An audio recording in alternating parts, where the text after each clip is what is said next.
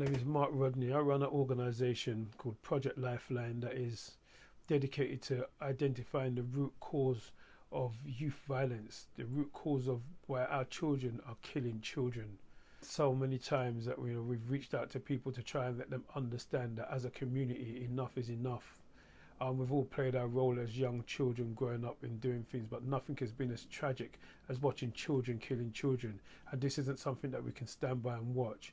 I've had the opportunity of spending the last 2 years of sitting with people that are in this space that are dedicated or say they're dedicated to making change. And what I find is disturbing that even when we point our fingers at people and speak about county lines exploitation, which is definitely wrong in any which way you look at it, we have to identify the fact that closer to home are exploiting our children also. There is money in crime, and these children are making a lot of people money, and the money comes before their lives. And this is something that we need to deal with as a community. We need to address these concerns as a community. We need to stand up and step forward. Too many times we are busy fighting against each other, making sure that each other don't succeed in life. Then you have these organizations that the authorities use to hide behind, these organizations that are well paid to do their job, and you all know who you are.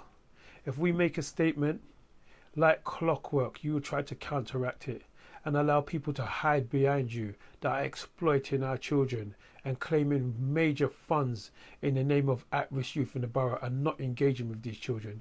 And some of the organizations are very big organizations and some are just small organizations, but the love of money defeats any integrity that you have, and you will counteract anything that Project Lifeline says to allow people to still manipulate this space and claim money off of our children. And shame on you for doing it.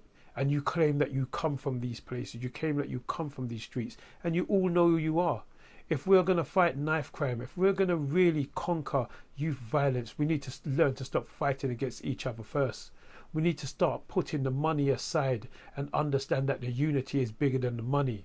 We need to start understanding that, like me, we cannot be bought. My mouth cannot be bought when it comes down to the life of people's children. When you have walked the roads I have walked and you have seen a young mother crying over her son in a morgue, crying over a child that's been slaughtered on our streets, you will become that type of person that understands that unless we stand up and be counted, this problem will never end.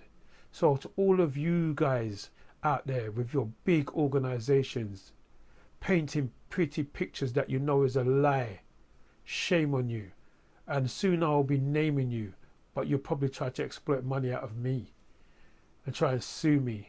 But the time will come, because you can't stay hidden forever. These are the problems. When we're going to fight knife crime, we're going to fight knife crime, what you call knife crime, by getting around a table and making the right decisions, making all the wrongs right.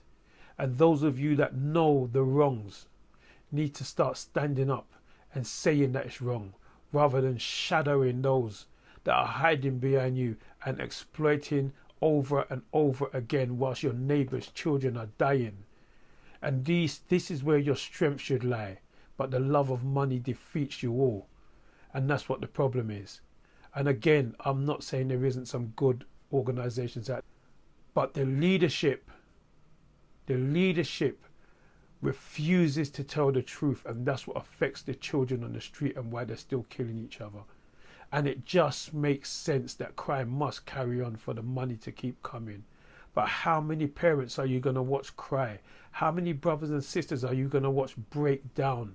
How many uncles and aunties are you going to watch their hearts rip out when their youngest person in their family die, just so you can claim and make a living off of it? This isn't the days of the climbing boys. We don't have orphanages, we have care homes. We're in a different environment now, but in all of these places our children are being exploited and nothing has been done. And all you can do is point your fingers at county lines exploitation, when the children are being exploited under your nose. With no rehabilitation, you will take these children, cast them into a jail where the prisons earn 100 and odd thousand, don't hold me to that, 100 odd £1,000 a year. So you give them a 10-year sentence, which is nearly £1 million odd. Or you take a child out of a school which gives a considerable amount of money to teach that child and put him in a PRU where they get over 50 odd £1,000 for educating that kid, and still don't do a good job. Still don't do a good job. Everything is about money where these children are concerned. And until this changes, youth violence will never stop, because the truth will never be on the table. And the truth is that they've been bought by money, or their need for money, or their love for money keeps them quiet. And I understand that. I understand the wages, the bills, the mortgage, the food on the table. And those are the things that keeps people's mouths quiet. But what about when it comes to your child? Should someone let those things keep their mouth quiet when it comes to your child? There are things that are happening across boroughs that are unbelievable. I myself, after asking for help to identify, to find a young guy in Greenwich because his life was in danger, 6 emails we sent to Greenwich Council and none were replied. And we CC'd the violence reduction unit in it and made it clear that this young child was in danger. Not one reply back from any of the two. Now this young man is dead, stabbed 27 times on the bus, and there's an inquiry into this young man's death. But my thing is this: why did you not answer back those emails? Who's going to be responsible for the death of this child? Who? How many times are children going to die on the street and you turn the other cheek and get on with your jobs when you all know that are in those jobs that there's things that are going wrong? But because of your need for money, your need to pay your mortgage, your rent, your shopping, you keep quiet. And it's a big ask from me to you, but I can tell you now, I finance my organisation myself, and that's hard on me.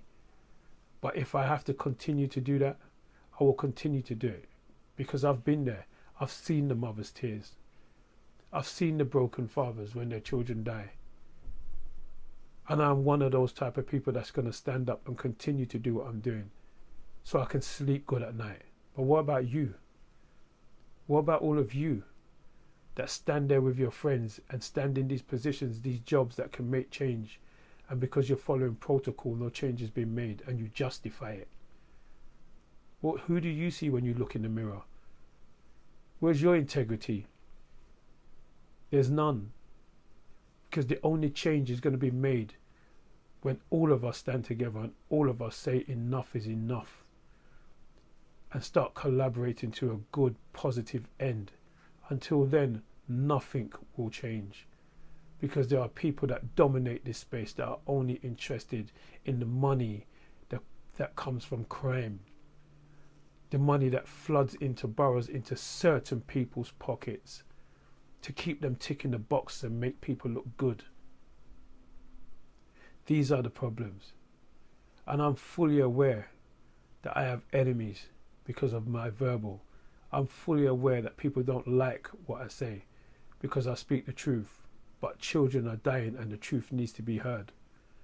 There are some people in some jobs, especially in Croydon, that should not be in them jobs. They should not hold them positions. Some of the things that I've heard in my ears and some of the things that I've witnessed, these people should not be in these jobs. When the young man died in Greenwich, I was told by 2 representatives of the council that they cannot help me because people at the top are upset and I need to wait for the ice to melt. So, does that mean that children can die whilst you have a strop? Because it's not your children. Because you're not in this space. You don't live in these boroughs where these children are at risk. But you messengers that brought the message from those so-called people at the top, you're worse than the people at the top, because you know who you are.